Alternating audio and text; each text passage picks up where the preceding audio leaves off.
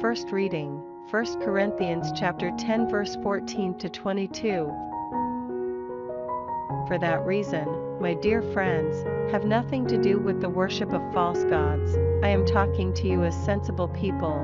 Weigh up for yourselves what I have to say. The blessing cup, which we bless, is it not a sharing in the blood of Christ? And the loaf of bread which we break, is it not a sharing in the body of Christ? And as there is one loaf, so we, although there are many of us, are one single body, for we all share in the one loaf. Now compare the natural people of Israel. Is it not true that those who eat the sacrifices share the altar? What does this mean? That the dedication of food to false gods amounts to anything? Or that false gods themselves amount to anything? No, it does not. Simply that when pagans sacrifice, what is sacrificed by them is sacrificed to demons who are not God. I do not want you to share with demons. You cannot drink the cup of the Lord and the cup of demons as well. You cannot have a share at the Lord's table and the demons' table as well. Do we really want to arouse the Lord's jealousy? Are we stronger than He is? Responsorial Psalm, Psalms chapter 116 verse 12 to 13, 17 to 18.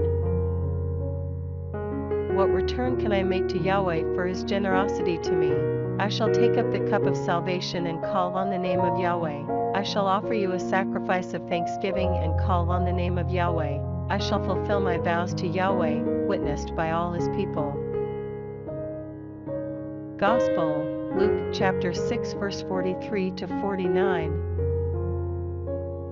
There is no sound tree that produces rotten fruit, nor again a rotten tree that produces sound fruit. Every tree can be told by its own fruit. People do not pick figs from thorns, nor gather grapes from brambles. Good people draw what is good from the store of goodness in their hearts. Bad people draw what is bad from the store of badness.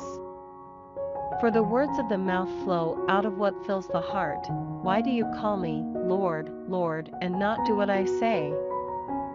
Everyone who comes to me and listens to my words and acts on them, I will show you what such a person is like. Such a person is like the man who, when he built a house, dug deep, and laid the foundations on rock. When the river was in flood, it bore down on that house, but could not shake it. It was so well built. But someone who listens and does nothing is like the man who built a house on soil, with no foundations.